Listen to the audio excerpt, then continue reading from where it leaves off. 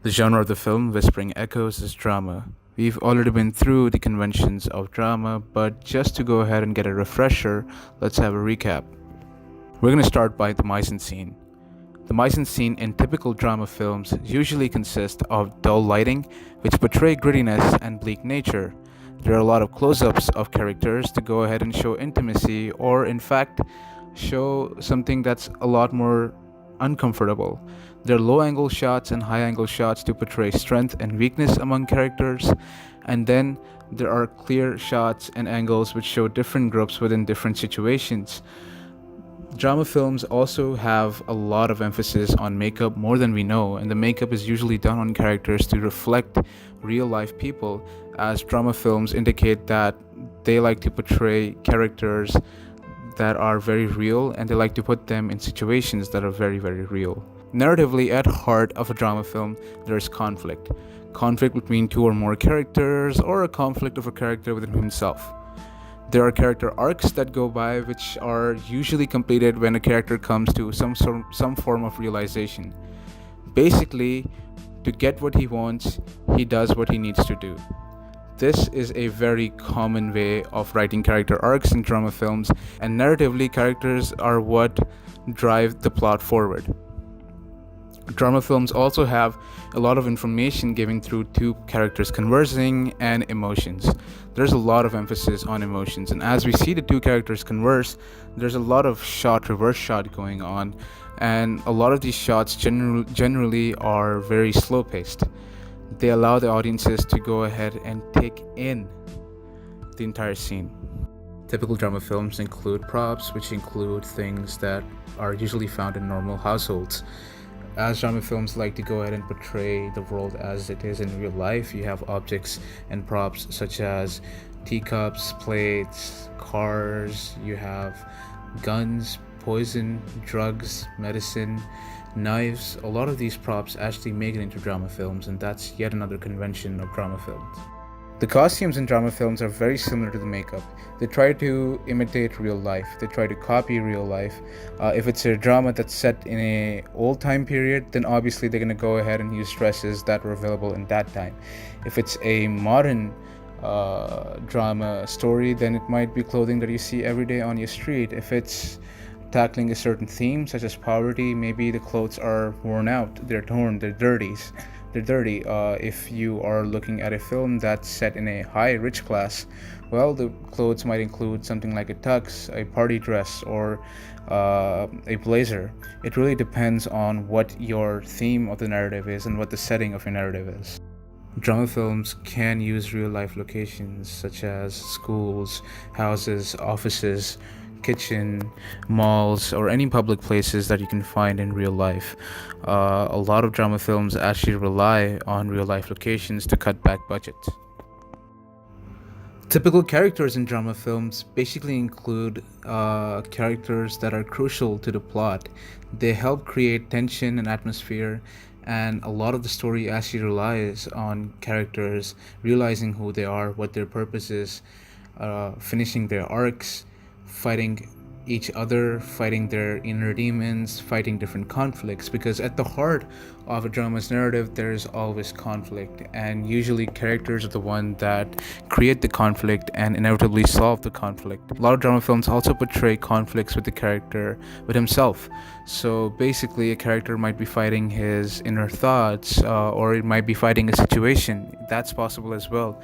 Maybe he's facing death, maybe he's facing debt, maybe he's facing a situation such as he's kidnapped or he's in jail or something. So this is what characters are, and a lot of these characters have backstories, but there are characters that are mostly vague and we're directly dropped into what exactly they're feeling, and that's because these things could be very common. So before we proceed, we need to know what makes a drama film. A drama film is essentially a drama film because of the way it makes the audience relate and sympathize with the characters. This is done through a mixture of cleverly written script, a heightened level of tension, and good use of editing.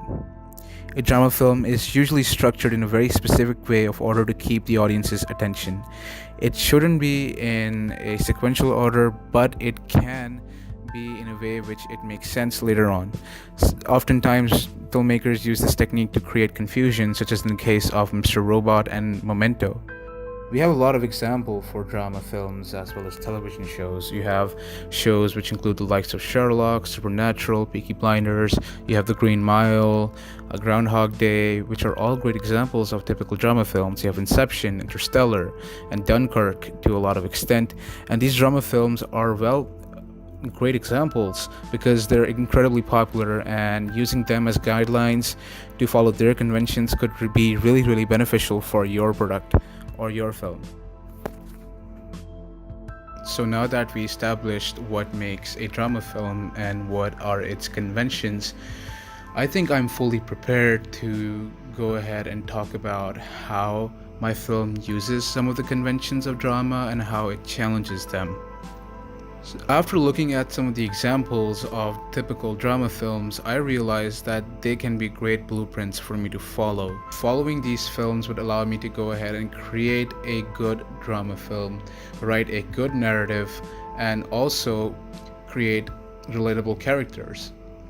We all know that at the heart of a drama film, there lies conflict. Conflict could be with characters, or it could be with the situation, or within oneself. Wasif's conflict with the situation he is in, which is death, Wasif's conflict within himself because he cannot accept the death, and Wasif's momentary conflict with Musab before he asks Musab to calm down. So this is a basic convention of drama narrative.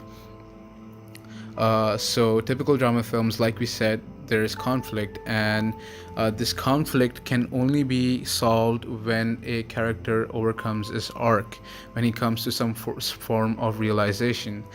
At the start of the film, our character is completely different from what he was right at the end, and that is what a drama film does.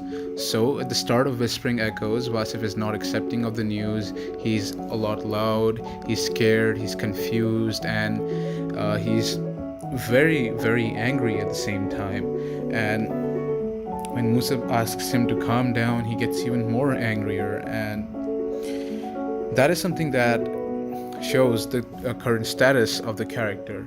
So as Musab asks him to think about how good his life has been and recall some of the things that he's going to go ahead and miss about life, he sits down and he starts recalling what he's going to miss about life, what little things he's going to miss about life. And after recalling some of those things, he sort of calms down and he realizes that he's lived a good life and that he's lived a short yet sweet life. And this gives him the realization of the fact that he's only got very little time left, and he accepts that he's gonna die. And even though there's still a little hope, because right at the end he says that I might not get a chance ever again, so there's still some skepticism. He's still hopeful that maybe he can get cured, but you can really see that he is more accepting and he's more calm. And that's how he overcomes his arc, by talking about death and by talking about life. And that was a very important conflict to show. And this is one of the conventions of narrative that I've followed when it comes to the genre drama. Next up is the mise en scene. Typical drama films go ahead and imitate real life, and this is also a real life situation. Our character walks into a psychologist's office. We know that Musab is a psychologist based off the degree you see at the beginning. That degree shows that Musab has masters in the degree of psychology. So this gives information that Musab is in fact a psychologist, and that's one of the props used. Makeup is non-existent in the film. We used a natural look. We had both on our faces because we wanted to make sure that this remains as realistic as possible. The dress Musab is wearing, the outfit Musab is wearing, is a typical psychologist's outfit. Psychologists like to dress up formally or semi-formally, and I asked Musab to wear a more semi-formal clothing, which added to his psychologist look. The place where we shot Musab's lines were at his house, and his house gave a very office-like look. It didn't look like a typical house, and we used that to our advantage. So We changed around some of the things. We made him face the opposite side of the window to give it a very professional look, as if he's in a high building. And that is one of the ways we use set design. We also obviously dressed up our main character, Wasif, played by me. He's wearing a red color shirt. Red color shirt is symbolic of his state nearing death. The color red is often associated with death and blood, and that is what it represents symbolically. So that's the mise en scene. In the montage sequences, you can see that I use a couple of props, or different characters use a couple of different props. We have our characters sitting in a car. We have our characters uh, just messing around. We have one of the characters throwing a rock. So those locations, they're different locations, and they're pretty much typical uh, real life locations. So that what the mise en scene in the film was, and that's how I followed the drama conventions. Narratively, there's also another thing that I went ahead and followed, and that was to go ahead and create relatability. We don't know much about our characters, and we don't know their backstories, and that sort of creates a disconnect between the audiences. But we made sure that the audiences could relate to the situation. So the situation is that our character Wasif is nearing the state of death, and that is something that a lot of audiences might have experienced in the form of their relatives passing away, and during the final stages of their life, it can be quite sad. And being in that situation, it's pretty hard to think about that situation, and really that's what I was trying to go ahead and create. That was the type of feeling that I wanted to create. So as we progress towards the memory sequence, we can see that even though these are memories of Vasif, they're not basically memories. It's like he misses things like the sky, the grass, road trips. They're pretty typical things that humans experience in regular life, and that is what I wanted to use. I wanted to create sentiment by memories. And of course, your memories will be different from my memories, and let's say my sister will have slightly different memories from me, my friends will have different memories from me. So I couldn't really create common ground. So in the montage, I couldn't see him sitting down with his parents and, sort of uh, talking about his personal life experiences, because you don't know him. So I wanted to go ahead and create a memory sequence that people could relate with. So that's why I decided to go and use typical memories that are very common, such as going on road trips, concerts, carnivals, festivals, long drives, roaming around the city. So it's something that we usually take for granted, and we just do it because it's part of our life, but we forget to appreciate these things. And like imagining that we won't be able to do these things again or see these things again, it's something that we need to consider.